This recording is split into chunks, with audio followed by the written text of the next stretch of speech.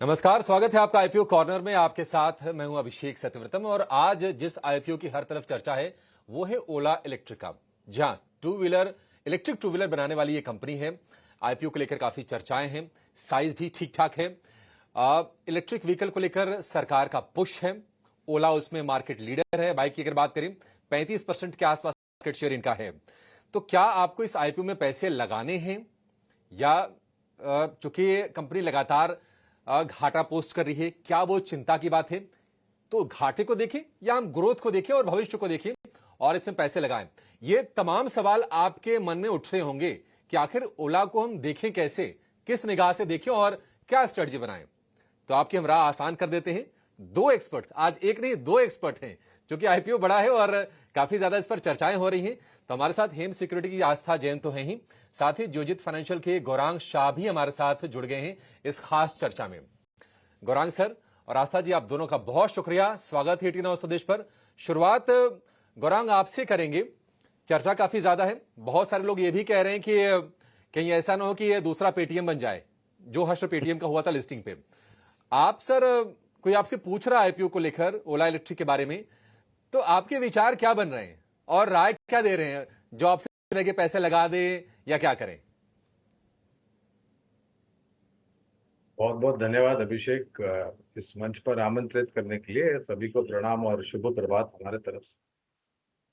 Paytm और ओला electric mobility को आप तुलना नहीं कर सकते, क्योंकि दोनों का कारोबार अलग है। तो अगर आपको तुलना करती है तो बराबरी का तुलना करना चाहिए, पहली बात। दूसरी बात, पेटीएम को लेकर के हमने कई बार हमारे ही चैनल 18 स्वदेश पे किया था कि जो मूल्यांकन पर आईपीओ आया था वो बहुत महंगा था और किसी भी मापदंड में वो मुनासिब नहीं था जो मूल्यांकन पे आया था। और फिर इतिहास गवाह है, मैं बाकी सब बातों में नहीं जाना चाहता। ओला इलेक्ट्रिक मोबिलिटी 72 और 76 के बीच में प्राइस बैंड है। ऊपरी भाव में यानी कि 76 के भाव में हमने कल आईपीओ नोट द्वारा लोगों को लंबी अवधि में निवेश की राय दी है।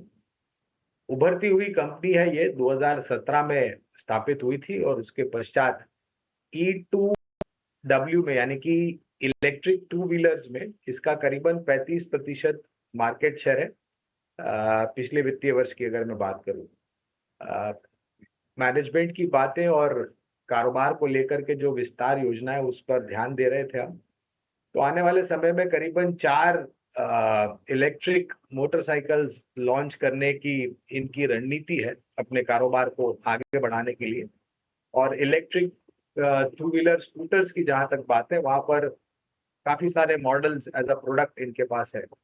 मेरे ख्याल से इसी महीने 15 तारीख को पहला लॉन्च इलेक्ट्रिक मोटरसाइकिल्स का होने वाला है, ऐसी बातें सुनी है हमने।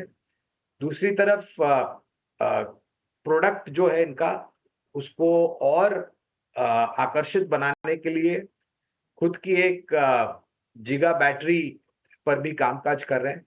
और वहां पर प्रयास ये लगाया जा रहा है कि कम समय में लंबा चार्ज हो और उसकी जो उस बैटरी का जो जीवन है, जो लाइफ है, वो काफी आगे तक बढ़े। तो अगर आपके पास लंबी अवधि की समय सीमा है तो 76 के आसपास आप आईपीओ में बिल्कुल निवेश कर सकते हैं।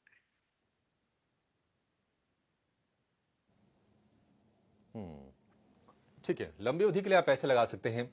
आस्था जी, आपका टेक क्या है ओला इलेक्ट्रिक के आईपीओ पर? देखिए, ये हम फाइनेंशियल्स दिखा रहे हैं।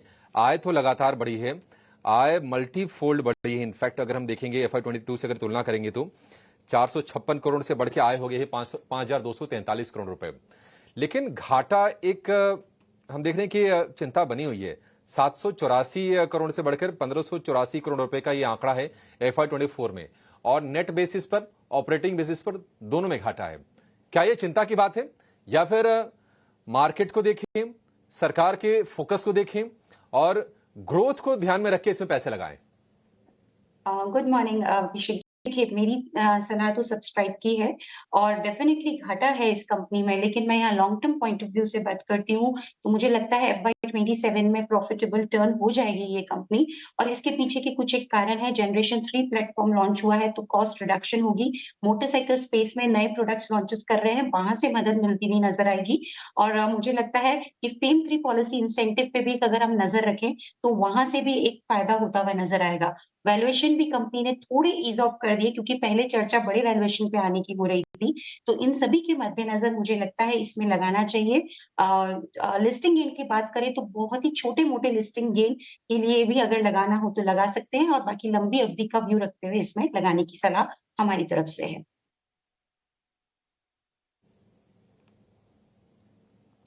ठीक है, छोटे लिस्टिंग गेन के लिए और लंबी अवधि के लिए ये सलाह आपके लिए ओला इलेक्ट्रिक के आईपीओ में। वैल्यूएशन की अगर हम बात करें तो गौरांग सर, वैल्यूएशन की पिक्चर क्या लग रही है आपको? कैसे देख रहे हैं? क्या आकर्षक है या फिर रीजनेबल है, वाजिब है, ठीक ठाक है, कोई दिक्कत नहीं है? देखिए, टू व्हीलर मार्केट का जो पेनिट्रेशन भारत में है वो आने वाले समय में करीबन 5 से 6% के आसपास जो घरेलू ग्रोथ की हम बात कर रहे हैं वो बढ़ने की संभावना है। जहां तक सेल्स वॉल्यूम ग्रोथ का सवाल है तो वो भी हमारे ख्याल से जैसे जैसे हम आने वाले वर्षों में आगे बढ़ते जाएंगे तो जो झुकाव है फॉसिल फ्यूल से हट करके क्लीन एंड ग्रीन फ्यूल्स के तरफ जाने का, उसकी तादाद जो है वो बढ़ सकती है, उसकी गति जो है वो बढ़ सकती है। और जाहिर है ज्यादातर दोपहिया वाहन आपको फॉसिल फ्यूल पेट्रोल ड्रिवन, जिसे हम कहते हैं इंटरनल कंबशन इंजन्स, जो पेट्रोल से चलते हैं उस पर निर्भर होते हैं। और परिवर्तन के रूप में जिस प्रकार से उपभोक्ताओं ने अपनाया है उसी आधार पर ये कंपनी अपना कार्यक्रम आगे बढ़ा रही है। एक बहुत बड़ी बात यह है कि हमारे देश में हमारी सरकार ने ऑटो क्षेत्र में खास करके जो इलेक्ट्रिक व्हीकल बनाने वाली कंपनियां हैं उनके लिए प्रोडक्शन लिंक्ड इंसेंटिव स्कीम की घोषणा की थी, जिसके तहत ओला जैसी कंपनियों को मेरे ख्याल से आने वाले समय में बहुत राहत मिल सकती है। थोड़ी बहुत दिक्कत आंकड़ों को लेकर के इसलिए भी है, जहां तक आप शुद्ध मुनाफे की बात करें, क्योंकि फिलहाल जो लागत खर्च है वो थोड़ा ऊपर की तरफ है। लेकिन जैसे हम बता रहे थे कार्यक्रम की शुरुआत में कि अगर इन हाउस अपनी जो बैटरी का जिगा बैटरी फैक्ट्री की जो बात कर रहे हैं उस पर जो काम चल रहा है उस पर जल्द तारीख पे अगर अमल हो जाए तो पहले तो इनकी जो कॉस्ट है वो नीचे आ जाएगी और दूसरी तरफ ऑपरेटिंग एफिशिएंसीज को भी अगर आप लागू करते हैं तो शायद संभवता है कि अनुमान से पहले एक ब्रेक इवन की परिस्थिति बन सकती है। लेकिन एक लंबी अवधि की मैं बात कर रहा हूं अभिषेक, ये मैं छोटी मध्यम अवधि की ना ही लिस्टिंग गेन्स की मैं चर्चा करूंगा क्योंकि मैं सक्षम नहीं हूं उस पर टिप्पणी करने के लिए। लेकिन हाँ, अगर आपका 1.5 साल 2 साल का नजरिया है तो आपको याद होगा, मैं ये तुलना नहीं कर रहा, जोमैटो के आईपीओ के समय हम आप ही के चैनल पर जुड़े थे, 76 के आसपास मेरे ख्याल से आईपीओ था जोमैटो का, इसका भी करीबन उसी स्तर के आसपास है। हिचकिचाहट थी, लोगों को संकोच था, लेकिन आप लिस्टिंग के बाद देखिए कितने समय में आज एक सर्वोच्च ऊंचाई है। कल जोमैटो के नतीजे भी आए थे, अनुमान से बहुत ही बेहतरीन थे। तो मैं एक अनुमानित बता रहा हूं कि शायद 1.5-2 साल में ओला इलेक्ट्रिक मोबिलिटी अगर आपने निवेश किया आईपीओ में तो जोमैटो जैसा नहीं, लेकिन हाँ थोड़ा बहुत बेहतर आपको बिल्कुल निवेश के ऊपर मुनाफा मिल सकता है। गौरांग, कविता बोल रही हूँ और क्योंकि हम इस पूरे सेक्टर की भी बात कर रहे हैं और नज़रिया भी जो है अगर 1.5-2 साल का रखा जाता है तो क्लियरली आपको फ़ायदा होगा। लेकिन इस पूरे सेक्टर को लेकर अभी भी बहुत सारे कंसर्न्स हैं और रेड फ्लैग्स हैं। एक स्मूथ सेलिंग अगर हम कहें लिस्टिंग के बाद अगर स्टॉक को चाहिए, और इसकी तरह हम देख रहे हैं इसकी तर्ज पर ऐसी बहुत सारी भले ही आप म्यूचुअल फंड्स के जरिए इंटरेस्ट होता हुआ देखें या आप और भी इस तरह की कंपनियों को आते हुए समय में आता हुआ देखेंगे, शेयर बाजार में लिस्ट होता हुआ, ओवरऑल एक जो माहौल बन रहा है उस माहौल के बीच में फोकस और रेड फ्लैग्स और चैलेंजेस जिनका हमें बहुत ज्यादा ख्याल रखना होगा। गौरांग, तो यहाँ पर बहुत बहुत धन्यवाद आपका, और आपको भी प्रणाम और शुभ प्रभात कविता। तो देखिए, जब पहले पहले इलेक्ट्रिक व्हीकल हमारे देश में आया, मैं बात कर रहा हूँ आज से 3 से 5 साल के पहले कविता, तो जब आप 1 किलोमीटर का सफर करते हैं तो आपको मुश्किल से 1 या 2 वाहन दिखते थे जो कि इलेक्ट्रिक थे। लेकिन आज 3 या 5 साल के बाद देखिए, मेरे ख्याल से 10 में से आपको शायद 4 या 5 इलेक्ट्रिक वाहन दिखेंगे रास्ते पर। तो ये एक ग्रोथ स्टोरी है कविता। ये टेक्नोलॉजी जो है, ये नई टेक्नोलॉजी है, कुछ सालों पहले आई है। उपभोक्ता अगर अपनाते हैं तो वाहन बनाने वाली कंपनियों को प्रोत्साहन मिलता है, आगे जा करके उसी प्रकार के और भी आधुनिक वाहन बनाए, जिससे बहुचर्चित एक वाहन बाजार में आए और लोग उनकी खरीद करके सराहना करें, ताकि इसके जो बिक्री के आंकड़े वो बढ़े। अब चैलेंजेस इसलिए कविता, क्योंकि पहले तो टू व्हीलर मार्केट हमारे देश में पेनिट्रेशन जो है वो पहले तो आपको बड़े शहरों और छोटे शहरों में दिखेगा, लेकिन आज के तारीख में हम काफी मुसाफरी करते हैं, पूरा भारत भ्रमण करते हैं हम कविता। मैंने जो देखा है कि शहरों से हट करके अब गांव में भी आपको या फिर जो ग्रामीण और मध्यम ग्रामीण इलाके हैं वहां पर भी आपको इलेक्ट्रिक व्हीकल की बिक्री की संख्या धीरे धीरे करके बढ़ती हुई नजर आती है।